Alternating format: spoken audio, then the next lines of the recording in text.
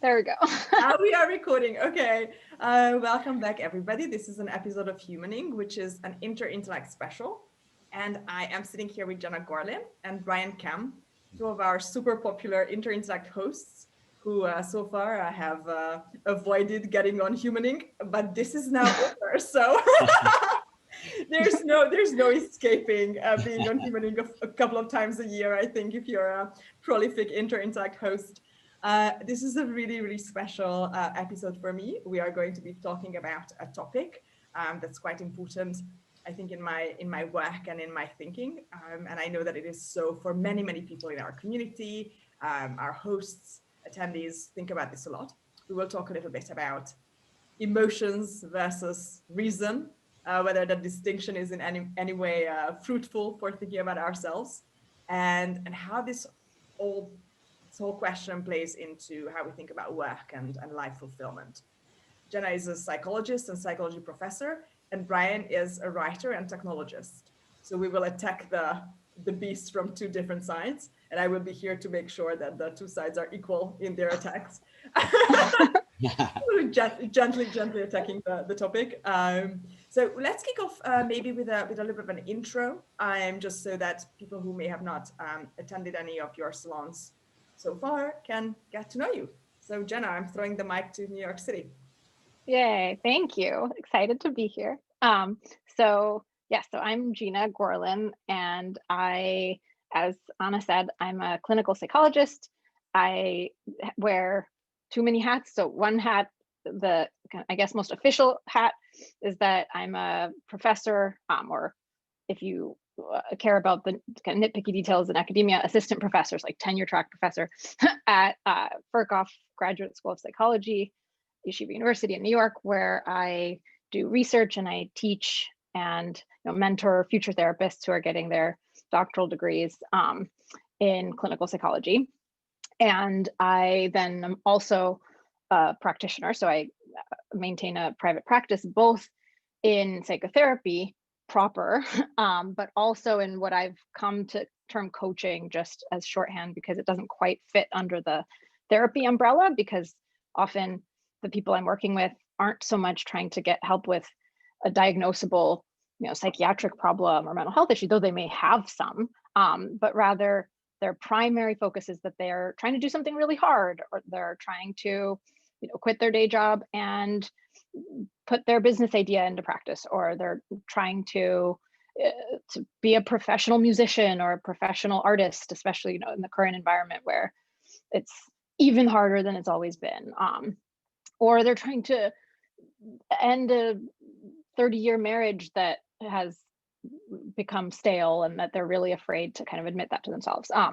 And then I also blog and I do things like this to try to absorb the wisdom of the wider public, and hopefully also apply some of what I've learned more widely to human concerns. Thank you so much. I absolutely love your work, and when you became an Interintellect host, that was just a wonderful, wonderful event for me in 2020. Me too. I love that you approach topics that tend to be considered taboo in how we talk about psychology today. Yep. Questions of virtue and morality, principles, and how yep. one's morality, religion, life view or worldview play into their mental health, basically, and how to talk about this stuff in a therapist's office. Yep. Does this kind of taboo breaking ambition of yours arise from experience, or is it that you wish that you had a therapist who held those maybe in a higher regard? Yes, and I mean that's a great question. I think in a way you would find the seeds of my iconoclasty or my boundary pushing very early in my development. I'm sure, like, probably my 7-year-old or 8-year-old self would have been asking even more annoying questions than your average 7 or 8-year-old, and trying to get under the hood of things, and also partly just being a misfit and not being able to quite make my way in the normal conventional way. Like I was bullied and I didn't know how to get along with people when I was a kid. And that partly kind of pushed me to think harder about, well, like, who am I and where could I belong? And like, what drives these Abercrombie and Fitch wearing mindless zombies that are all around me? And I was a little bit like bitter and cynical for my tender age. I'm in a way, I'm younger now. I think there's a Bob Dylan song. I was older then. I'm younger now. I've shed some of that dark. I feel the weight. same. I'm becoming more and more childlike as I get older. I was incredibly precocious. I wasn't an immigrant like yourself. I became an immigrant when I was 30, right. So it was an adult experience. But this vantage point of being an outsider was definitely there for me as a child as well, for a variety of reasons, and it made me very kind of like a miniature adult. Yeah. And now I'm like, yay, let's play. Exactly. It's like I've paid my dues to like grumpy, wise old womanhood. I'm ready to play. Totally. But yeah, and I think it was that combined with like, I also, though I wouldn't have necessarily put it this way at the time, like I was really lonely and I really craved human connection. And I was often, like I got more of a sense of like camaraderie and friendship from characters that I read about in books oftentimes, than from real life people. And so I think just that mix, I mean, it'll feed right into our topic today of like, I was a really emotional kid, still am, and I couldn't, and my kind of like default shoot from the hip approach didn't really work because, it left me lonely and it often clashed with what people around me were doing. And so I think that combination, like I became really, really like intellectual and had to kind of think everything, to death. And at the same time, like I had a kind of unmet need and a longing that I think I eventually figured out how to channel. But I think those things together made me kind of a rogue scholar who puts her heart into it, I suppose. I love this so much, and we will talk a little bit about your work with startup founders and incredibly ambitious people, which I think is just such an interesting area. But I will also come back to the question of I mean, being a psychologist is such an incredibly lonely profession. I think Esther Perel talks about the fact that you're there in that room alone with this person or with this couple, and there's no one to discuss it with really, or maybe with your therapist, and that there's this the loneliness of the one-on-one is always there, or the confessional box is always there. So I will be delighted to learn more about this. I will pass the mic on to Bryan, who's just returned from California to London. Yes. Hello. I'm really happy to be here too. It's an interesting topic. I would say I've almost had a opposite journey in the sense that I think I was really rational as a kid, which relates to all sorts of things. I'm a type 1 diabetic, and so I really had to like have a lot of control of that whole condition. I was diagnosed when I was like 2 years old. And so that was like a thing that I was doing for a very long time. And I would say that like it was only in adulthood that I kind of got better at being emotional somehow. So that's like the broad strokes. In terms of my background, I studied literature actually before becoming, of all things, a Linux systems administrator in first media and then finance and then financial tech. And I left that a couple years ago to kind of pursue writing and other pursuits, more intellectual pursuits, I guess. So it's been a weird journey for me that has involved both sides of things.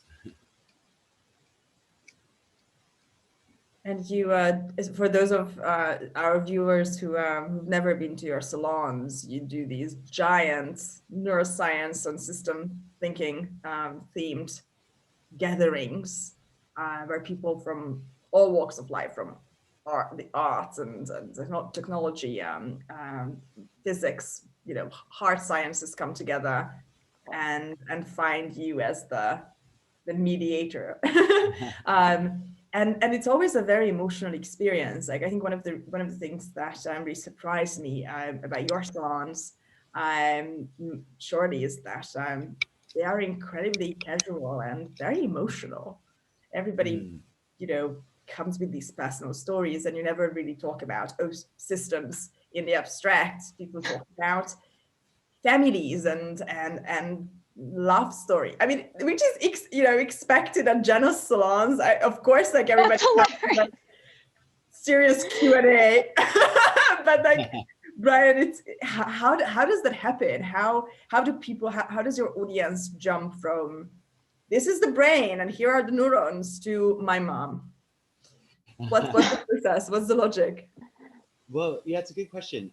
Because I do have that kind of rational, theoretical interest in things. So I kind of did a series of salons about complexity theory, and then the kind of like step changes in complexity and revolutions, and then how that relates to selfhood and consciousness and just the kind of state that we find ourselves in. But I'm really like wary of going too intellectual. I like to keep it like relevant and personal. So the last trilogy that I did was on I think you, Anna, proposed one on asceticism, because you knew that I was into like intermittent fasting and stuff like that.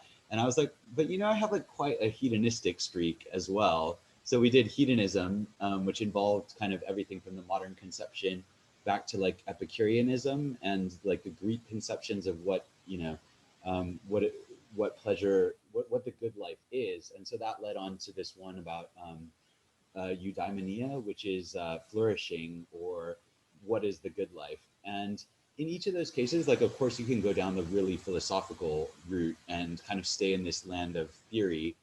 But for me, it's like, I'm not super interested in kind of the analytic side of philosophy, unless it's something that like applies to life, or that you can actually kind of live and embody. Then like I have both sides, because I do get really, I love reading, and I love reading the theory, but then if it doesn't become something practical, then it somehow doesn't work for me, like I don't like to stay just in that area.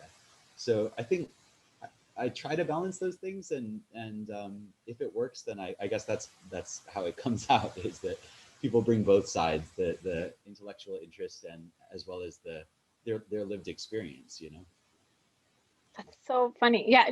So I didn't mention, but maybe Anna, you were on to this when you decided to put us together. But I was a philosophy double major, I should mention, and a lot of what you're saying, everything you're saying resonates in terms of the ways that I've tried to find that nexus of I'm an intellectual, but I'm an applied intellectual, and it's only ever interested. The reason I didn't end up doing a philosophy PhD, which a lot of my friends in fact did, including Matt, my husband, who was on an earlier episode, I believe, I care about these ideas to the exact extent that they change how I live my life, or they inform what I care about and what I see as important. So yeah, right there with you.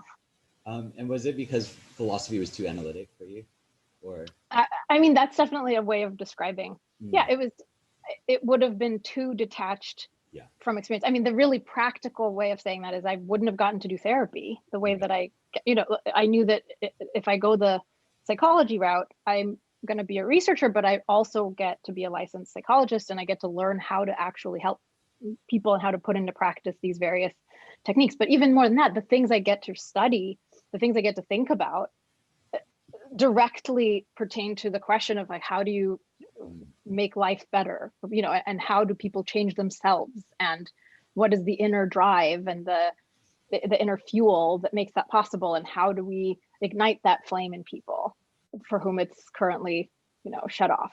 So that's amazing. Goes hand in hand. Yeah, so cool.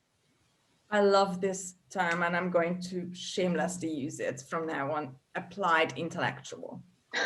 Yay. Because I also feel like I'm definitely so my great dichotomy in my life, at least where I feel that to be at the age of 37, is not really between reason and emotion. I don't, and I know, we will explore this further on, but I do feel that can be a very problematic way of looking at things, or at least not necessarily, helpful in the practical sense.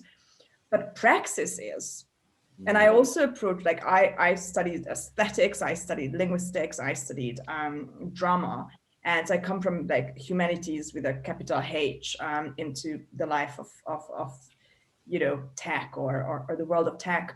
But for me, it would be very difficult for me to devote myself to something that is entirely theoretical, even though I'm a very theorizing person and I love ideas, and I did the test of whether I have a male or female brain, the Simon Byrne, and I have neither. Like I don't care about ideas. Like I'm zero. That's why you're cool. Yeah. Like things or people, neither, just ideas. Most interesting people don't neatly fit into these little dichotomous buckets. I was just looking at my results and just like, oh my God, my parents are right. I'm really strange. Really amazing. I don't know, but like you want things that can be applied to praxis that help other people, because otherwise, why do you wake up in the morning and leave your bedroom? You want to go and be useful for others, because that's the most useful you can be to yourself as well.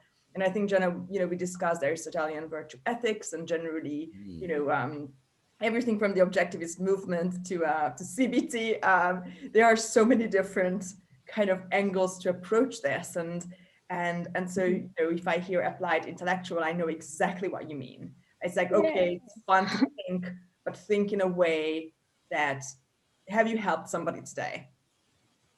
If not, then this was not a good day. At least this is how I kind of look at my life. And so I would just love to hear a little bit about, what do we get wrong about reason versus emotion? I think you guys are not fully aligned in what you think. So I would love to hear the two, and maybe we can come to interesting and constructive, compromises there. Do you want to start, Gena? Sure. Yay. So, I mean, but you need to cut me off at some point because I could talk about this particular topic. I'm also like, I knew when I invited you guys that this is going to be either a very concise episode where I'm just like, stop, or it's going to be our first 20-hour human episode with like a little bit of like a sleeping and eating break. Occasional bathroom breaks. Yep. Good. Okay. So if you're on the first approach of, you're going to stop me once we have like a critical mass of thoughts. So so I think, like you were already suggesting, I think the dichotomy, like thinking of them as opposed, you've got reason and you've got emotion. You could act from your heart or you could act from your brain. I think it's a destructive and false dichotomy. I'll just say that, off the bat, because I think, in fact, when they're functioning well, in the context of a flourishing human life, you mentioned, eudaemonia, Bryan, in the context of a life well lived, they are partnered and they're hand in hand, and they're almost, it's hard to even draw the line between, because, the way that I think of, what emotions are, and I spend my whole day and my whole life, working with emotions, right, and helping people understand their emotions and relate to their emotions, and fan and ignite and strengthen, the passions that motivate them to achieve great heights, right? And when that's going well, emotions are the kind of quick and dirty readouts of what you believe matters. In fact, a kind of a way of putting it that is oversimplified, but that I think captures the whole range of, like, if you think about, what is fear telling you? What is anger telling you? What is excitement, hope, longing, sadness, grief? Like, what are all of those telling you? They're signaling to you, hey, there's something you care about that is at risk of being taken away, or something you love or someone you love is in danger, right? Or there's a chance at something really great here. You should seize upon, right? Like, our emotions have content to them, right? They're telling us things. And they're telling information, almost like information, Yeah. right? Like something is a danger, your reputation, your status, Right. your relationship with somebody, something Yeah. needs immediate attention. Yeah, and what that means is that they have claims in that, right? That they're giving you judgments in effect. Like they're kind of really like quick and dirty judgments, and they're judgments that are based on a whole bunch of prior thinking and experiencing and judging that you've done over your lifetime in order to kind of program into your mind body, you know, organism, like, here's what I think about this, and here's what can happen if, you know, I touch fire, and here's how people treat me, and here's what I can expect of my, you know, relationship or of myself when I go into a difficult situation, right? And those claims could be accurate or inaccurate, or they could be partially, you know, they could have a kernel of truth, but they could be missing some of the context, or they could be based on an outdated model of what was true when you were a kid, and today you actually have much more, you know, healthier relationships, and you have a lot more control and agency in your life, but your feeling is based on when you were actually really helpless against your circumstances. And now the feeling that gets pulled up is that same feeling that you had in response to someone disagreeing with you, let's say, but in a context where that could really cost you, you know, a week of your allowance and the freedom to go to school, and, you know, and who knows, or the love of your parents or your teachers, right? And so feelings aren't automatically reliable or accurate information, but they are the readouts to you of kind of like what is in your soul right now, like what are the beliefs that are in your soul right now about what matters, and like about what is good or bad for you in life, and about kind of what's even worth doing, right? What is safe and what's dangerous. So thought is like, emotions are made of thought in a sense, but they're not just disembodied thought. They're the embodiment of those thoughts in the form of like a psychosomatic experience of what those thoughts mean to you, right? Like, this person is dangerous and I should stay the hell away from them, right? Or like, this opportunity could really like improve my life, and so I should run toward it, right? And so like, in a way, our emotions are the like where our mind meets the world, right? It's like they are what connects us to our life and to the outside world, and like where that whole practical, where intellect gets applied, if you will, to kind of bring this full circle. And so to think in terms of like, do you follow your reason or do you follow your emotion? It just kind of divorces the two things that actually have to kind of work together and inform each other in order for either of them to be useful. That's lots more I could say, but this is fascinating. For me, one of the key experiences of getting older has been how mutable my emotions are. Like, there are things I no longer feel ever. Right. Things that I used to feel very strongly, and often it comes from an interplay with the world. It's not just like an internal thing. No. I will give you an example. Like, I come from a very aggressive family. Like, people shout, it's very directly aggressive.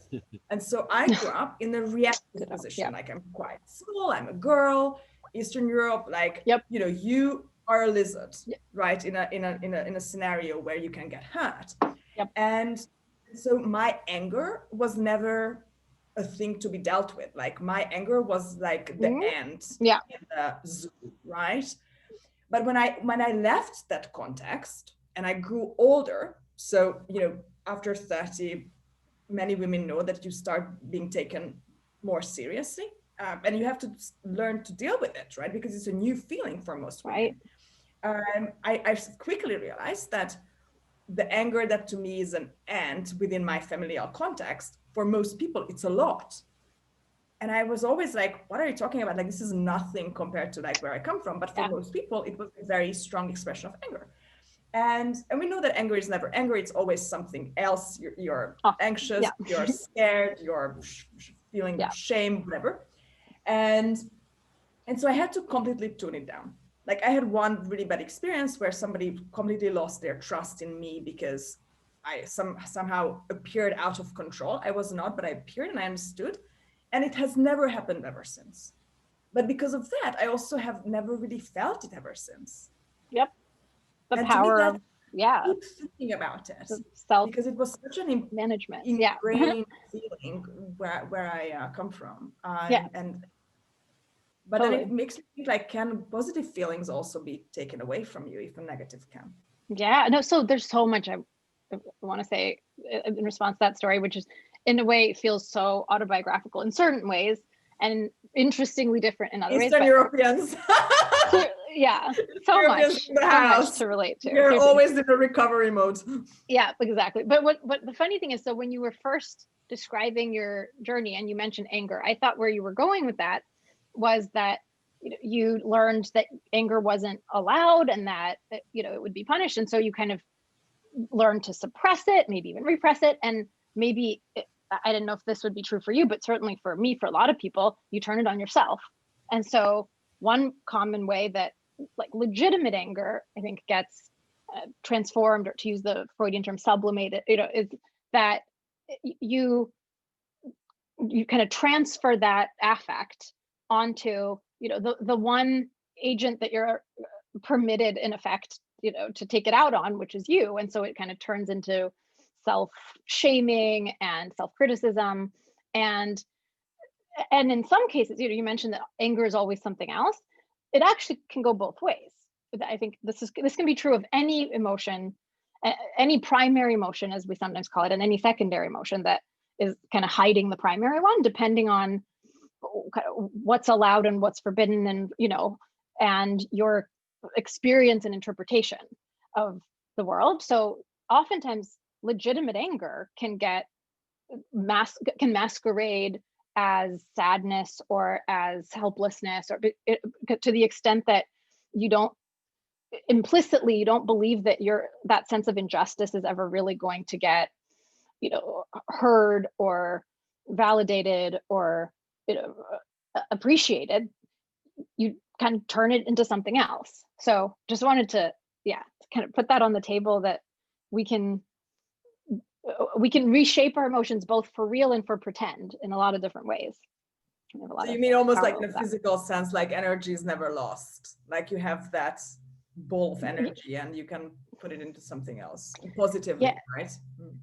Yeah, at least. So it's funny, that's the kind of the like hydraulic analogy that Freud famously developed, and that I think still finds its way in our field. And even as I hear myself talking, I'm realizing that I'm kind of using that analogy. So clearly, there's a lot to it, and it clearly fits with a lot of our experience. My considered judgment about this is that's probably for me not the most helpful way to think about it ultimately, because the energy is energy that's directed towards something or away from something, and based on a view of what's good for me, what's bad for me, what will happen if I behave in XYZ ways. And so one way to diffuse that energy is to to realize, wait a minute, there's no injustice here. I misinterpreted this person's intent. They never meant ill for me. This was my anger was just ill-founded, for example. Then there's no more energy, because it's like you solved the underlying problem. You solved the puzzle of, wait, something unjust is happening here. No, wait a minute. What's happening here is that I'm falling into an old habit of assuming ill intent, for example. So it's more that when you have a kind of unsolved problem or a puzzle that really is impacting your life in some way, right? Like I'm constantly getting into situations where people bully me, or where people think that I'm being aggressive, even though I'm not. And then there's this unsolved problem in your life. There's this tension that somehow, that's going to keep bugging you until you address it. And so that's where it's going to take a bunch of different, you might try to kind of do away with it because you're afraid of what will happen if you assert your anger. So you might try to kind of push it into a different, mental slot of, okay, this is really just a problem with me, in a context where actually there's real injustice happening. But the thing is, saying that it's a problem with me isn't really going to solve the problem. You're still going to be getting bullied, and you haven't addressed that, right? And that's still going to hurt you, and still going to bother you, and still going to interfere with your goal pursuits. And so that's where there's an energy that hasn't been released. That's kind of really more what I think is happening under the surface. It's quite gone on. important because a lot of people enter careers because of anger. A lot of people take senses of injustice or inferiority or any other kind of old baggage into their job. And I remember reading Elon Musk's biography and just like how all the daddy issues. You don't have to be a fully Freudian to look at the robots and be like, you need therapy. That's hilarious. You need therapy. Hopefully he is in therapy, but yeah, Freud is always there when we look at things. But what are some good feelings with which we can enter careers? What are feelings we can trust? Can we trust idealism? Well, I mean, I sure hope so and think so. But again, I mean, the question of whether we can trust it is first, do we understand it and where it's coming from? And like, can we endorse it with our considered judgment? So a conversation I often have, I think we had this conversation in the first salon that I attended, Anna, which was so perfectly about radical honesty, which is so dear to my heart, right? And we were talking about like, well, but isn't self-deception sometimes necessary? Like if you're CEO and you have a startup and like you have to tell yourself. We were talking about triggers. We were talking about the triggers theory. Yes, that's right. That's our first conversation ever. Aw, so nostalgic. Yeah. So, but because it comes up all the time in my professional work since I've been on about this need for self-honesty as, in effect, as a kind of guarantee, as a source of self-credibility and self-trust, so that you can over time like build up cred with yourself. And when you feel a sense of hope and excitement and idealistic longing, like you can trust that because it's sort of like built on a record of being realistic with yourself and actually like learning from your experience and really taking into account the pros and cons and the utility and the whatever, but also, like who's going to be helped or hurt by this and what's the value add, and like really kind of making it real to yourself, and like also being honest about the times where this isn't going to succeed, or the times where the chances of success are infinitesimally small and you still decide it's worth it, right? Like that kind of open-eyed idealism that, yeah, this is worth the risk for me. This is worth investing 5 years of my life on the slim chance of success, because even just the work and the process of fighting for this, that in itself is a win for me. That's going to bring so much value and meaning to my life and connect me to so many other people who care about the things I care about. And it's going to fuel me, empower me, and teach me skills that are going to be so worth it down the line, even in the high likelihood that I fail, right? Like to me, that's legitimate idealism. This is the game to play, and don't focus too much on winning. Nobody wins, right? The winning is but have chosen the right game. Exactly. Yeah.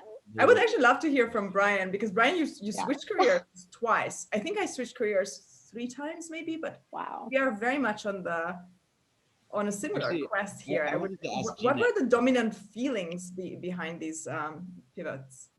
I actually wanted to ask Gena about just about virtue ethics. Gena will never escape the Q&A. That relates to this idea that you're preparing for something. Like even if those 5 years are wasted, like you can't control the kind of outcome, but you can control your character possibly. Yeah. Totally. Yeah, I don't know. Is that something that you? Yeah. That's a real. Thank you for. Yeah, I mean, I've thought a lot about virtue ethical perspectives and the good life, and like I said, I have a lot of philosopher friends, so like that's been a very prominent part of my thinking. And yeah, absolutely. And this is really different from thinking in like a kind of more Buddhist like way about it. Like, who cares about the outcome? Like, just like it's about the journey, or it's about just like the ability, this like the Zen kind of, like learning to just be okay with whatever. I know this is totally a bastardization of any genuine, Buddhist perspective, but just to kind of like put it in contrast as an intellectual, like strand of thought, that what I have in mind is that you are invested and you do really want to succeed. You want to win. You know that the chances of winning are slim. And in the process, you're building and practicing the traits of character that make you the kind of person who tends to win, like in the meaningful sense that like you pursue worthwhile endeavors in a way that kind of situates you, for success.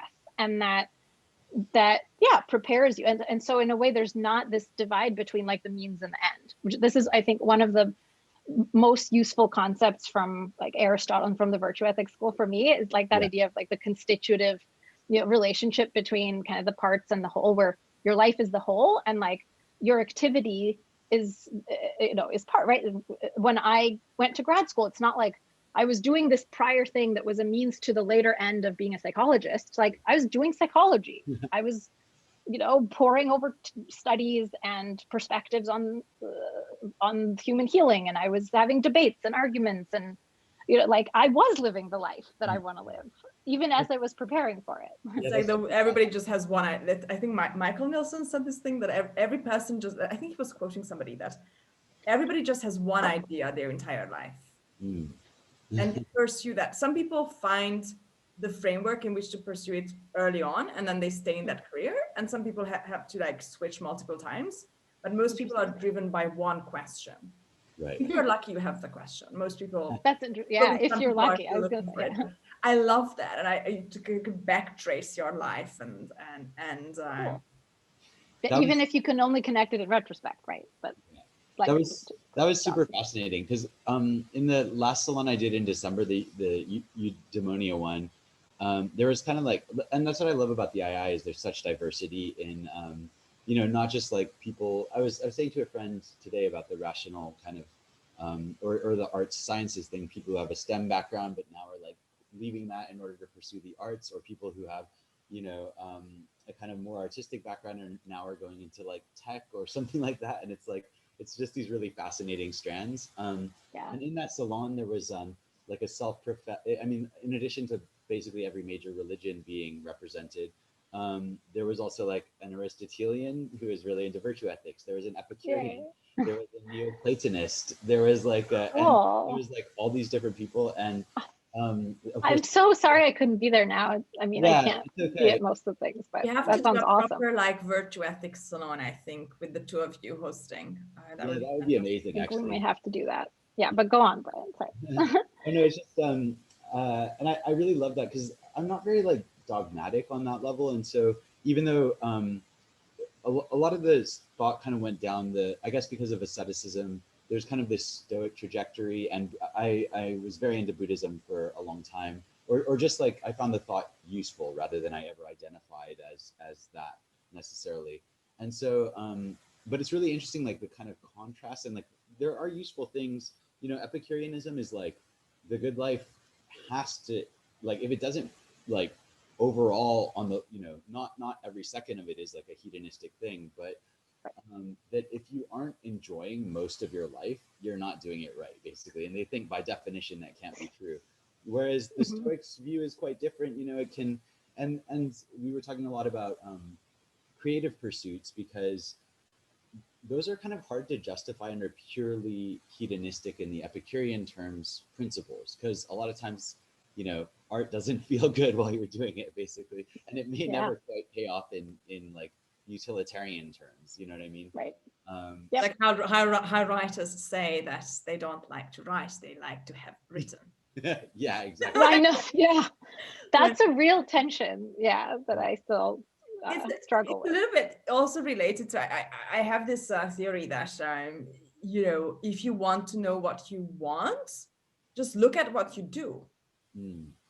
Right. If you have a free day with unstructured time, how do you spend it? I know that there are these theories that one day in your life is your entire life. How you spend it, like when you actually have control over how you spend it. And I think in the pandemic, this is kind of on an exponent, right? Because who do you call? Who are the people that you really want to speak to when it takes an effort to connect? Yeah, that's exactly clear as day. So, it's so funny you say that. We're really interested in. Right. This is literally an exercise that I do with almost every client in the early in treatment or coaching or whatever. It's a values clarification exercise that I've honed and pulled from a lot of different sources. But basically, but one of the first things I do is, okay, so imagine for someone who's really struggling with like depression, anxiety, with a lot of like shame or just feeling like paralyzed by indecision or whatever, I'll say, imagine I've waved a magic wand and I've removed all like negative internal experience forever. Like you're never going to feel any more depression, anxiety, stress, guilt, whatever. Or for someone who's not as like crippled by negative feelings, but just kind of indecisive or trying to, figure out what's next, then I'll do like the 100th birthday version of this exercise. But either way, the question comes down to, if there were no constraints, what would you spend your time doing? Like you wake up tomorrow, you can do whatever you want. There's nobody to answer to. There's nothing to hold you back. Like, what would you do? And what would you do in the next week? And what would you do in the next month? Like, because sometimes that's what gets the creative juices flowing, is when you can think over a longer time span, but still taking into account like, what would actually draw me, and like what would actually, command my interest if I didn't have all these other things to answer to, or all these other voices in my head. And people who seem so like despondent one moment, I've done this exercise with like women who were in a partial hospitalization program for perinatal mood disorders. So like they had really severe, either, peripartum, like pregnant or postpartum depression, anxiety, bipolar disorder, like the whole kind of gamut. And some of them like couldn't look at their baby, and they couldn't literally get out of bed. They were just in such an awful, severe state of mind. And I would do this exercise with them, and suddenly I'm like, oh, I would take up painting again. Oh, I've always wanted to like take salsa lessons. Oh, like I would travel. Where would you travel? I would travel to Spain, because I would be so curious to like find out about this type of architecture that like I'd never even heard of, but it turns out that that's this like interest of theirs from way back. Like I suddenly learned so much about them by just like letting them sort of just like fantasize for a minute. Just like, what would you do? Like it's, yeah. So what you're saying has, but I think the whole self-honesty movement is so, oh, it's a movement now. It's so close to my way of thinking, because I can't, I know this is, I always shock people when I say this, but why not say it on while we're recording? There is a Greek proverb that says, not even 1,000 strong men can undress a naked woman. And I always think about this, like, there's no, if you're honest with yourself and you know why you're doing what you're untouchable. Yeah. Like, there's no everybody talks about agency and financial means. Of course, those are very important as well. Like every day, at least once, I will stop just to think like, why did I do that? Why am I doing what I'm doing? And to be okay with sometimes the answers, it's rarely embarrassing, but sometimes it's very banal. And you have to laugh at yourself like, well, 3 degrees and I'm still doing this for whatever reason. And to have a good laugh and allow it to be like, well, okay, well.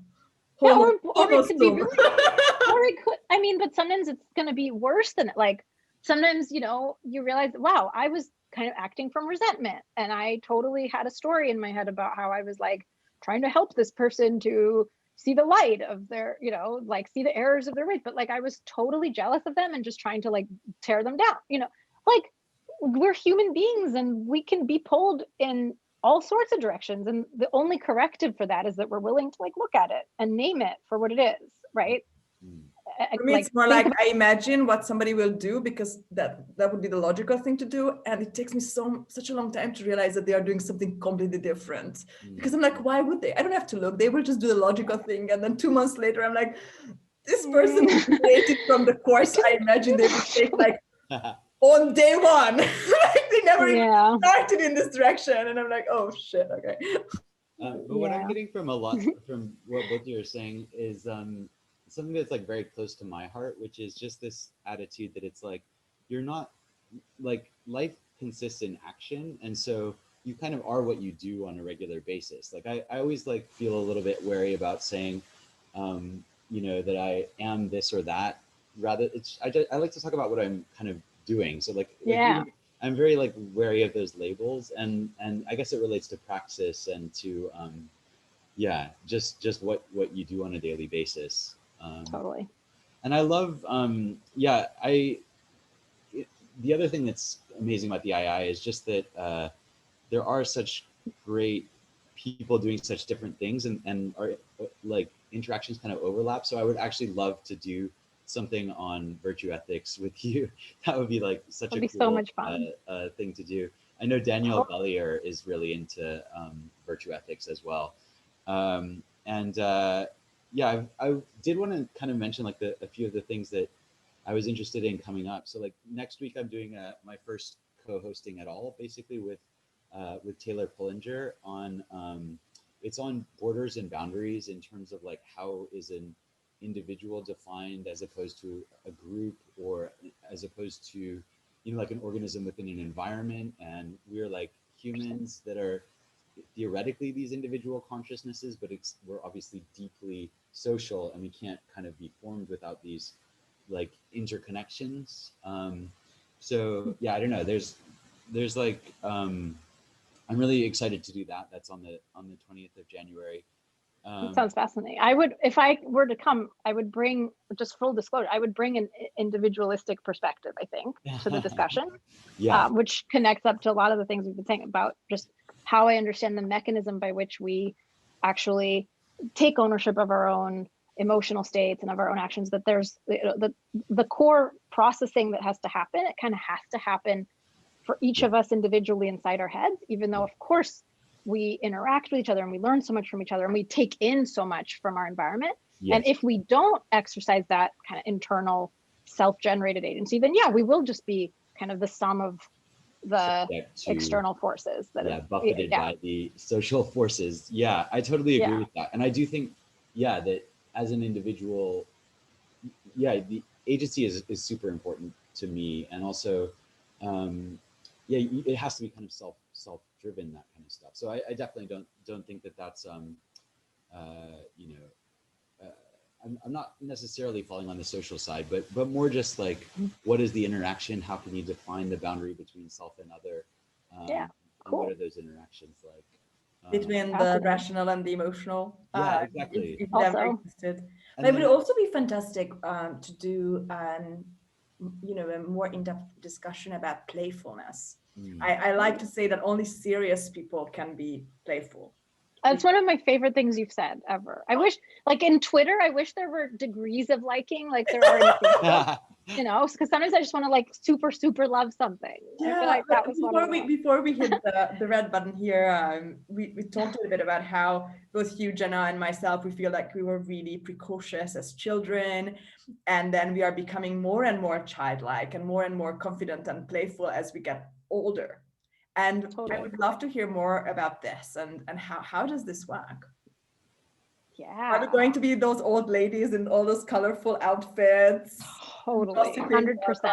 Yeah, I'm already there. I mean, like, look at my wall and look, I mean, I've named my car and my, like, yes, yeah, I think I definitely want to be this Swedish shamana who just like gets people married all the time. That will be me. In a lot of bling, like I will wear bling. Totally. Yeah. No, I mean, that's such a great question. And I feel like, there's a certain level of like, well, like confidence, right? And just like comfort in our own skin. And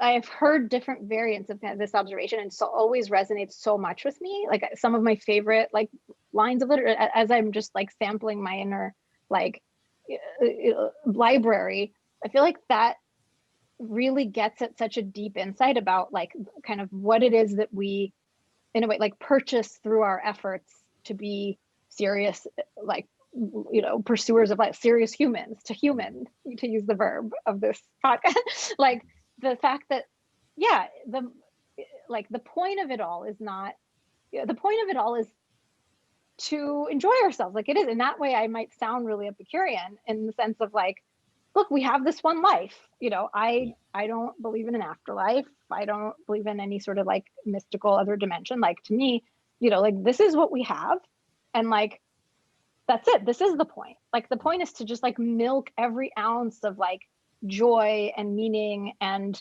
play and fulfillment out of whatever years we have on this earth. And so like the more we're kind of doing the work of that, and it can be really hard and it can require us to like push against a lot of resistance and change, you know, our own habits and like take huge risks and fail a lot and get hated by our colleagues and like have to figure out what the heck, is going on with that. Like, sorry, also a pre-recording conversation.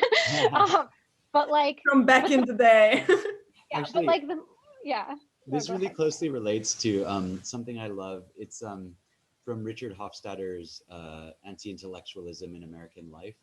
And at the start of that book, he gives a definition of the intellectual, which kind of like we were talking about earlier, this, enacted or lived intellectualism. And the two strands that he picks up are that the intellectual is both like pious. So there's this piety element where you do the work, but there's also playfulness. And so this kind of like irreverence to it. And I just like absolutely love that definition, because I was like, yes, that's exactly right. It's like both the work and the play. Exactly. And they go hand in hand. Yeah. Exactly. Look at like Shannon juggling is for me the ultimate image of the genius, right? With that playfulness. But also, I mean, it's also probably like an age question. Like when I was younger, I really had to make an effort to look like an adult. I was wearing a lot of makeup and heels all the time, and like was like extra feminine in how I dressed, and I was smoking, and I was like quoting some French person in French, And now I'm like, I'm an adult, like nobody's going to dispute that. I'm an adult forever. Yeah. Like I don't have to act like one, because it's just like not a question, a matter of debate. Exactly. It's like you have nothing that you have to prove, because hello. But I should say, like, it sounds like you were a much more successful teenager than I was. I just want to say for the record, I did not even come anywhere. I didn't know how to wear heels till I still don't fully know, I'll be honest. I was a very lonely teenager. And I remember when I read Margaret Atwood's wonderful book of, it's basically like a collection of her lectures called Negotiating with the Dead. And it's about writing and what it means to be a writer, what it means to be an intellectual, basically. And she goes through, the history of writing and writers and authors and the revered thinkers of our canons, and trying to find some kind of common denominator across the different writers. And it's very difficult. Like the Hungarian poet Sándor Vörös also kind of touched upon this in his essays. Some people were gamblers and womanizers, and some were hermits and or scientists, or family men and women. It's very difficult to say like these are the pillars of being a good writer. The only thing that Atwood finds as really a common theme is spending a lot of time alone as a child. Whoa. Because it's somehow in order to have original thoughts, kind of non-mimetic behavior and first principles and whichever school's aegis you want to analyze it. Yeah. You have to be left alone with the dread first and say, so cool. Okay, let me try. Where do I start? That's just, wow, that resonates so deep. I mean, sorry, I'm going to need to get that reference from you, because I feel like that's I'm going to be citing it a lot going forward.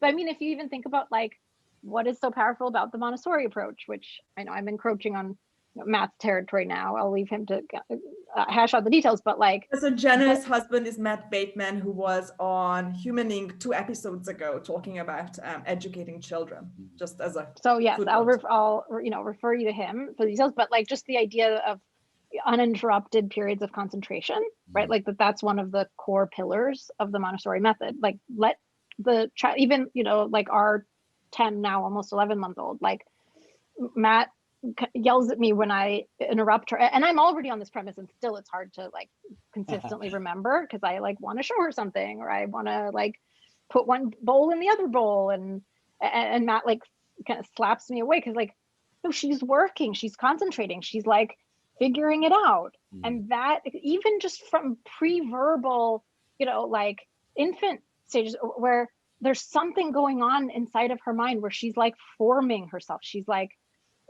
one-on-one with the world, and she's seeing something emerge out of her efforts, and she's getting feedback from the world, and like consolidating. You're not affecting a person who's affecting the world, you are affecting the world directly. Exactly. It's just like you and it, and you're building up the model of like your own efficacy, and the model of like causality, like the world is causal and orderly, and there's this bigger bowl isn't going to go inside this littler bowl. It's just not. And I have to figure out a different way to stack them or whatever the case may be. That's so interesting. And I think this is what really scares people. Like, full disclosure, in terms of spending a lot of time alone as a child, I was homeschooled until high school, actually. So even though I have what do you know? Yeah, four younger siblings, so we spent a lot of time together, but we also had a lot of self-directed time, basically, which there it is. So it's consistent. This finding is like, so far, like the most consistent finding in all of like the human sciences. Do you also develop a bigger sensitivity to your own feelings when you're alone? Or is it more like you will just suppress the feelings because there's no one maybe nearby to express them to, and you become this brainy, precocious person? That's a really good question. This is not a loaded question, I don't know. No, I feel like it really depends on, again, how the environment is prepared for you and what kinds of resources you have access to help you like notice and articulate your emotions. And like, do you feel basically safe in your environment so that you can afford to like have a meltdown and know that, like your loving mom and dad are there, that like they're gonna come and comfort you if you need it. And like, do you have that kind of foundation to then be able to play and be able to learn and feel the feelings and like get to know how they work and how they kind of flow through you over time or not. And I love this idea of this kind of return to youth, or this perpetual like youthfulness, childlikeness, because that's definitely like a thing in the II. I mean, one thing is just constantly wanting to be learning. Like, not every adult that I've encountered feels that like kind of drive to be constantly learning something new fields, and that's one thing that I love here.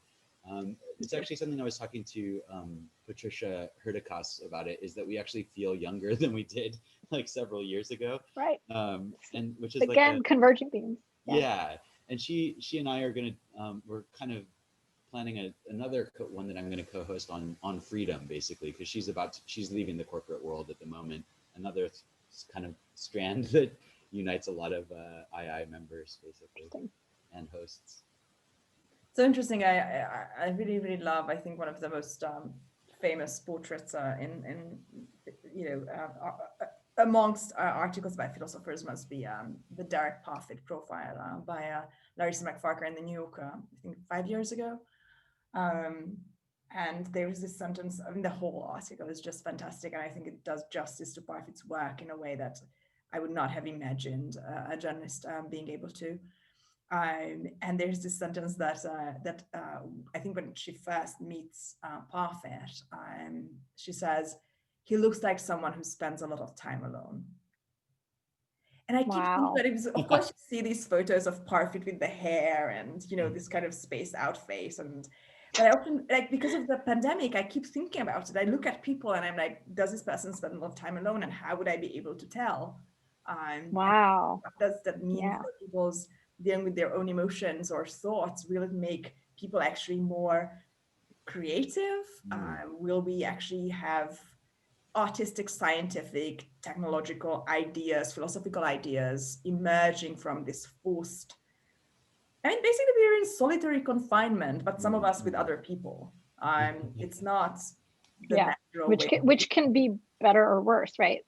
Yeah, I mean, this kind of touches on that distinction of like, do you feel more alone when you're among people or among certain people, right? And there's different kinds of alone. There's the kind of alone that's like egosyntonic, to put it in the Freudian sense, like that you want this alone time and you really actively, you use it in a way that's generative and rejuvenating and that provides new insight, or you journal, right? Whether for some people it's like who are more external processors like myself, which maybe loosely correlates with introversion.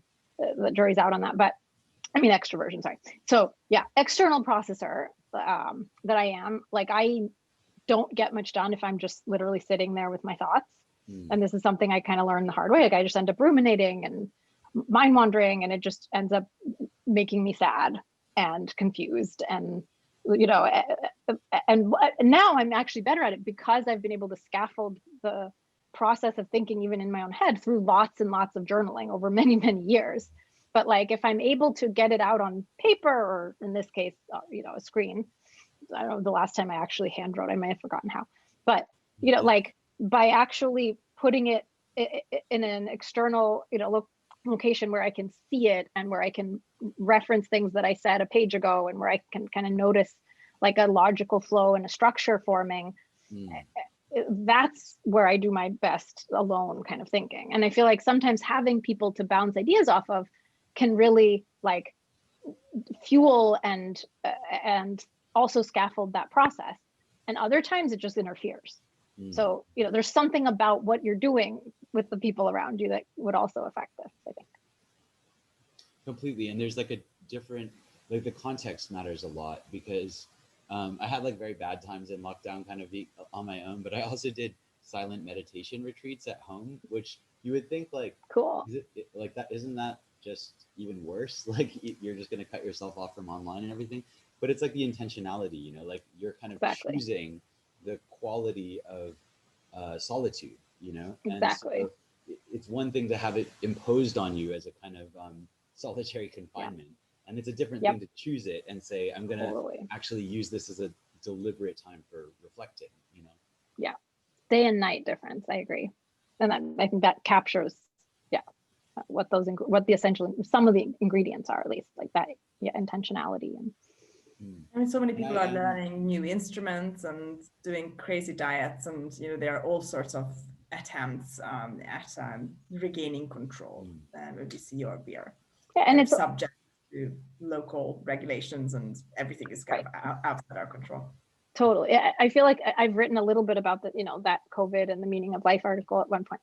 That I feel like this is probably true of any crisis, to the extent that it upsets our routines and that it throws us off of our conventional orbit, is often how I think about it. Like where on the one hand, suddenly you can't count on any of the learned, structures and routines that kept you going and kept you sane, and that, gave you a sense of control and purpose. But on the other hand, you have this opportunity, if you take it, to like actually be really intentional about that, right? Like what do I want my routine to be under pandemic conditions?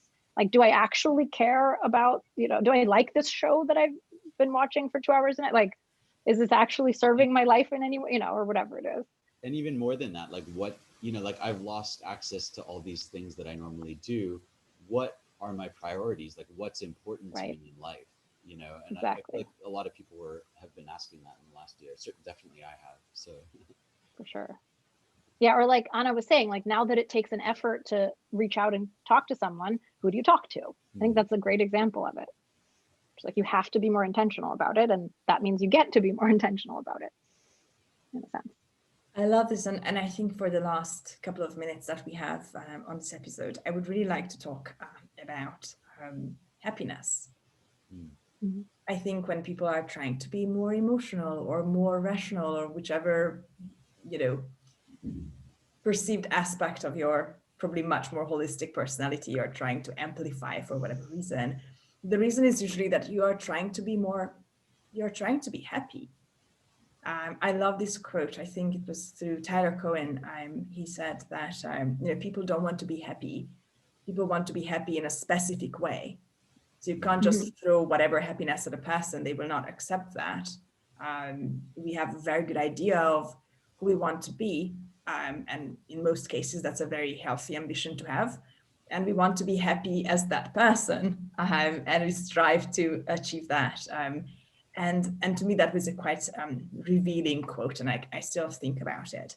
But are some other things that we might find shockingly, enlightening about happiness, and how does that relate to our life satisfaction in this crazy moment in history? Do you want to go first, or should I, Brian? I have too much to say about this. Yeah, so I'll let you go. It's a good question. I guess the conclusion that I came to through thinking about asceticism, and hedonism, and these balancing between, taking this stoic perspective where you don't care too much about how you feel, or maybe potentially, Buddhism a little bit, and Epicureanism, where you're like, actually, how I feel matters a lot. The conclusion that I came to was that I like to just overcorrect. Like I know there's this golden mean of moderation thing in Aristotle, which like you like aiming for the middle, but I'm not very good at aiming for the middle. Like I find it kind of boring. So like I tend to just like totally overcorrect. And I've just been thinking about that a lot in the context, yeah, I mean in the lockdown in general, because I'm sure you know, once we get access to freedom, it will be really interesting to see how far, you know, like what we end up doing with that. I think it will be a completely different you know, character. Like, you know, of course, in a way, probably in 2019 we were more free than we may be at all during this year, and yet the quality of it will be very different, in the same way that the, you know, silence before someone shouts something is very different from the silence afterwards, you know. And so I kind of think that yeah, that there will be like a period of overcorrection, and I'm just like prepared for that to happen. In pursuit of happiness, like you got to kind of like take where you are and respond to that. It's all context dependent somehow. I think at least that's what I've been thinking lately. Yeah.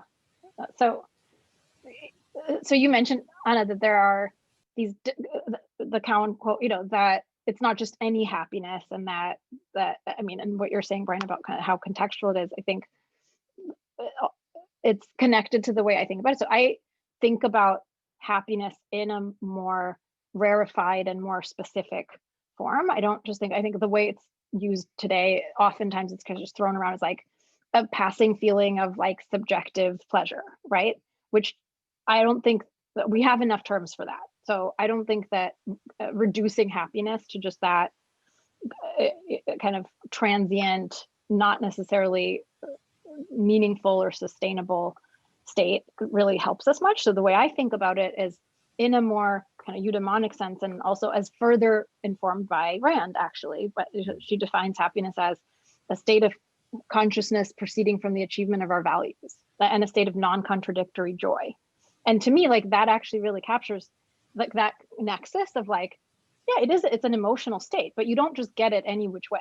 Like you can't fake your way to happiness, that you actually have to achieve stuff. And not just any stuff, but like stuff you've chosen and that you've worked toward and that you care about and that you know is adding value to the world your way, right? Like in your own signature particular, and like that you get to live in the world that you've helped create, you know, and like, you know, being surrounded by the people that you've like chosen to surround yourself with, who enrich your life and who stimulate you and ask really interesting, challenging questions that keep you thinking about the stuff that, you know, you're already interested in, and where like you do work that actually like brings you joy and meaning and that you look forward to going to every day. And like that's an achievement. And I think it's also the kind of achievement that like nobody else can write it for you. Nobody else can legislate what your form of happiness is going to be. Like it's so personal. And at the same time, like it takes work. It's not just willy-nilly, like I snap my fingers and I decide that happiness for me is eating a lot of bacon. You know, I mean, it definitely does contribute, but but like, you know, that it's this just really like intimately personal form of like real genuine value creation and value achievement that like nobody can kind of that you can't really like substitute anybody else's judgment for your own, of like what is actually going to give you that. Because it's about values that you determine, and it's about striving and aspiration and achievement. Yeah, I completely agree. So basically, instead of trying to act more reasonably and imagine ourselves like this kind of split, headless chicken that is either, you know, led by the heart or by the head, it sounds to me like it makes much more sense to actually sit down and very critically look at our own values and just be kind of owning up to them and say, I was recently thinking that I have a couple of values that are completely kind of incongruent with my politics in my personal life. Like, and that's okay. And I'm like, okay, so I have that anomaly there, and that's fine.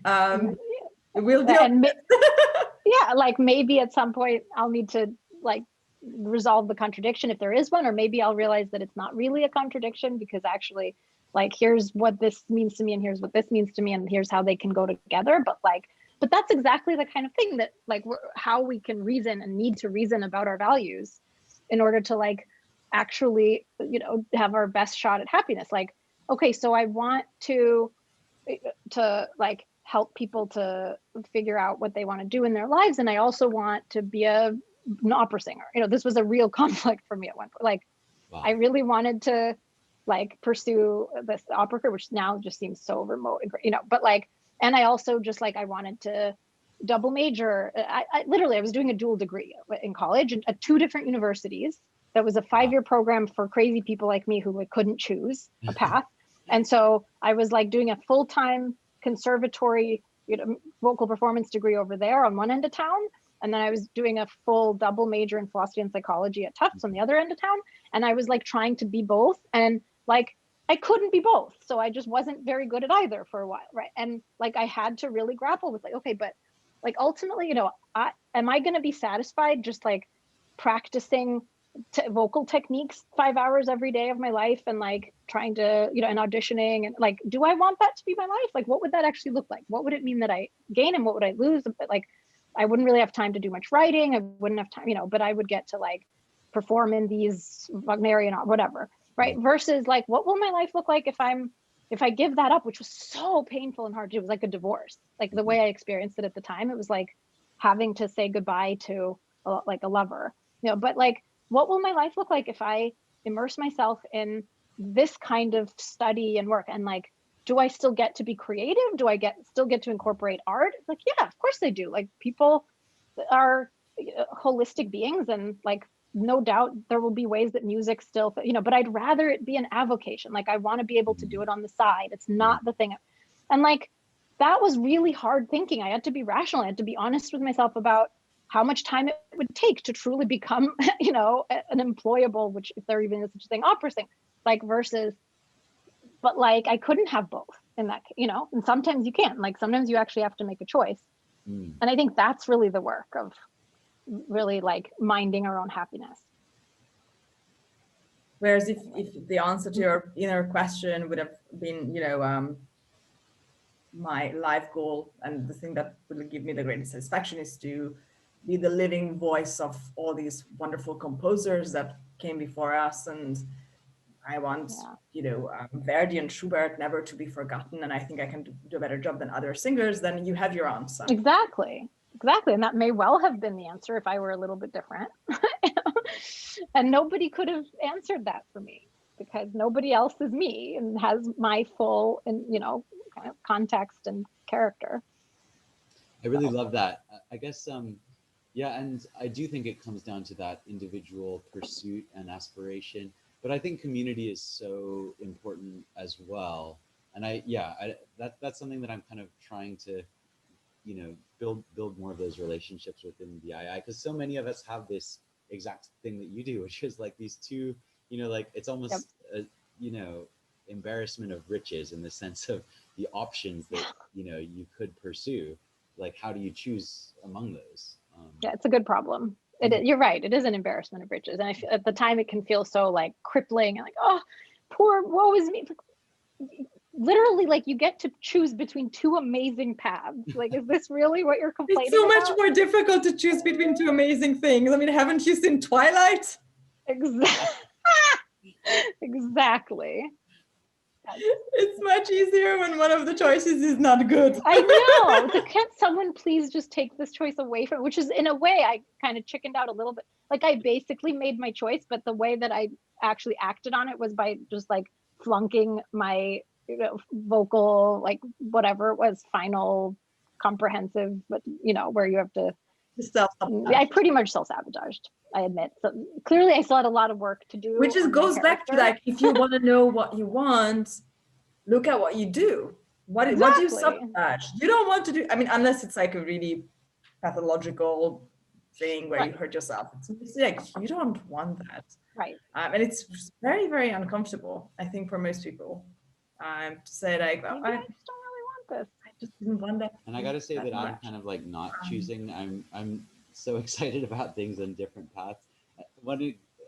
David Valerio and I, another II host, he is, if I get it right, an ocean biogeochemist, but he wants to do a salon on Tolstoy. So we're doing one on Sweet. Tolstoy's short Tolstoy would fiction. love this, by the way. Yeah. You'd eat So, it up.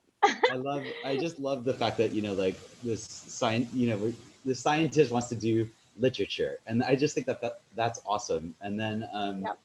yeah, I don't know, there's so much exciting stuff coming up. There's like, yeah, an amazing number of salons.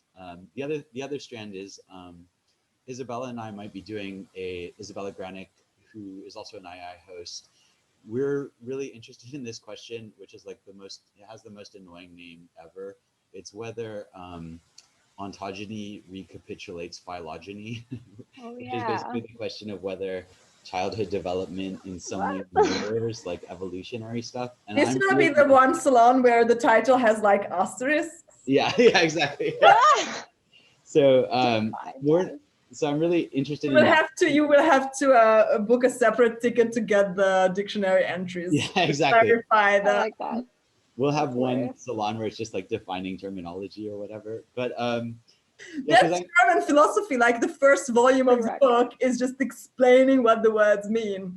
Yeah, exactly. Which is important, by the way. And other fields, I don't think we spend enough time on that. So, but yeah. That's another place where we're going to try and like combine two strands, because I'm really interested in creation myths. So both like basically within religion, Freud's got them. Actually, all the major philosophies have them. So I was just reading Epicurus, and he's got this explanation. Like the question is like, humans are weird compared to other animals.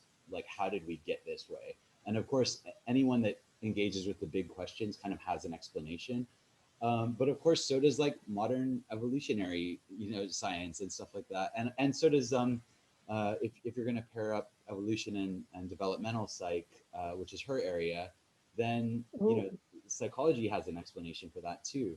And so, but that's like kind of again, it's marrying up the humanities and the sciences on some level. And yeah, I'm doing my very best not to choose. Eventually I will have to, I think, but or not. All over the place. Yeah. I mean, to me, like this is, I've had to make choices, and this is not a choice that I've like, not only have I not made a choice, but I think in a way I've made it so that there isn't a choice because it's all one thing. Like to me, I think there's wisdom in the like old tradition of like a natural philosopher or whatever, like was a science or humanist or whatever you want to. I mean, granted, it's harder now because there's so much more specialization. Everybody can't be both.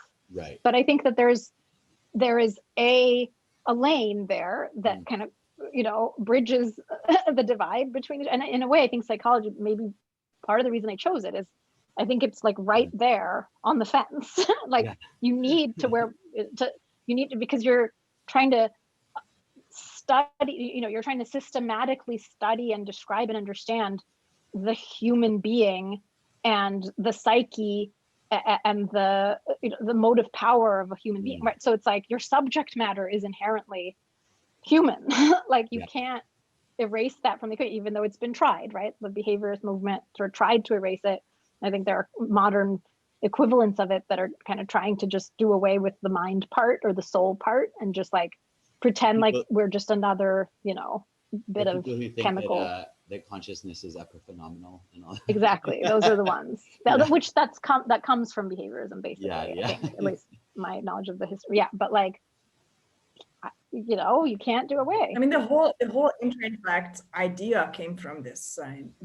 My impatience with a lot of dichotomies that were still kind of like thrust on my generation. And I wrote basically the founding essay that I wrote in May 2019 called "We Are Niche We Just Didn't Know." Yeah, I love that manifesto, and that gets right at the heart kind of this, dismantle. I love that. Yeah, and one of them is the disciplinary boundaries, and it's a different thing when you have to actually commit to studies. When you're like, okay, so am I going to be an opera singer, which costs X amount of hours a day, or am I going to be a philosopher? That's a different choice. Like we live in a physical universe. There's space time. You only have that many hours a day. Period. Like Morgan House always say, you know, if you want to be successful, figure out the price of that success and pay it. Right. That's Exactly. it. And often that comes with one of the currency in which the payment is paid is time. Yeah. Right? Absolutely. But it's a different thing from artificially keeping frameworks for understanding the world and people separate, Yeah. right? And Interintellect, I always say it's not multidisciplinary in the sense that we sit down the philosopher next to the engineer, is that we have individuals who are multidisciplinary in themselves. Totally. Every single person in the II has multidisciplinary curiosities at least, but often ambitions and often praxis. Yeah. Because, you know, if you go back in time in the history of academia, a lot of these splits are relatively new, and it used to be normal for somebody to be both a philosopher and a scientist, and science even entailed like astrology and really weird things that we just kind of like forget about. Like, no, Newton didn't do that. Yeah, he did. But yeah, alchemy. Humans are, I mean, I've never met anybody in my life who was only interested in one thing. And I'm not talking about the grand idea, but like in terms of like disciplinary specialization. That doesn't make any sense. We think in analogies, you think in similes all the time. Like, where am I going to get the simile from if I don't know anything other than that one subject? So true. I'm stuck. I can't think. Yeah. And that's happening in some of, I know, branches of my field that are that are really aiming at specialization and aiming at like scientificization, if you know, psychology has an inferiority complex, like, are we a real science or aren't we? And I think sometimes the way we overcompensate is that like we try to hyper specialize and to like ignore anything that hasn't been tested in a experimentally controlled trial of some sort, right? And I think the result is that they're like, it dries up your thinking. Like the thinking is just so unoriginal and superficial and just like fallow. Maybe we are becoming boring. I don't know if there will. I think this is the future, and I feel that it's very counterproductive to. Susan Sontag writes about this in her essay on Paul Goodman. When Paul Goodman died, she wrote this fantastic piece, and it's online, and it really, it was one of those essays. I remember where I read it. I was probably like 22 and I was on my bed in Budapest. I was reading this essay in the volume Under the Sign of Saturn by Susan Sontag. And I had this weird kick that this will happen to me. I didn't know why. I just read this essay on Paul Goodman. I didn't know anything about Paul Goodman at the time. And she writes about the academic dragons and the things protected by the academic, and how Paul Goodman didn't care, and how he became kind of ostracized, and how the whole essay is about how he should have been so much more famous, wealthy. And now I'm thinking like Paul Goodman would be awesome on the internet. Like he would have no problems. He would have a Substack and he would make $1 million and it would be all fine, no problem. So maybe there is hope. But yeah, the dragons may be still grazing somewhere. But I'm so glad you exist, Anna, and that this exists. Because I would go the way of the dragons, and I sometimes feel like that's, you know, they're like trying to drag me into their cave or whatever. And you're like, you help me remember that like they're not real, and that like they don't actually determine, you know, like long-term impact, and they don't actually drive my interest and curiosity, or I think fundamentally like the progress of humanity, a lot of which is, I think, coming from outside the academy at this point. I wanted to bring in final thing. I know I'm always talking about Thomas Kuhn. I did this 500 tweet thread and broke Twitter a few times about the structure of scientific revolutions, but two things that you said reminded me of this. One is he explicitly discusses this question of why psychology has this debate over whether it is a science or not, and his take on it is really interesting. And then the other thing is just about kind of what Anna was saying about the distinction between the arts and sciences. And he has this whole thing about, at one point, Renaissance painting was the science because it progressed in the way that modern science does. Everyone's kind of like imitating from each other and learning from each other's techniques and stuff. And that passage is like so fascinating. I will send send you that if you're interested. That's a good note to end on, as far as like just crushing these dichotomies. Yeah, right? exactly. But I feel like And I that's have what we're in the book. Leonardo book here, but the Walter Isaacson book, and I mean it's science. Like, how would you pin Leonardo down? Yeah. You know, maybe he even would be, you know, reluctant to identify himself as an artist. He would probably say that he's chasing his one question. Good point. Two different. Maybe that's that would be my click on Rand to say that if you can chase your one question, the little butterfly with your net, for as long as it's flying, you will be happy. Guys, thank you so much for joining me from London and New York City. This has been incredible. And I have like 15 salon ideas now. I personally, I have to go finish my History of Love one, and then I have one separate, and then I have the History of War series. And I will also do one on Girard, because now I have an idea how to tackle Girard. So we'll see what happens. Thank you so much. I'm going to stop the recording. Anything that you would still like to add, footnotes, outros, epilogues? We will add it to the tweet. I'm going to stop the recording. Thank you so much for everybody who watched. This was Humaning. Thank you. Intellect. Thank you.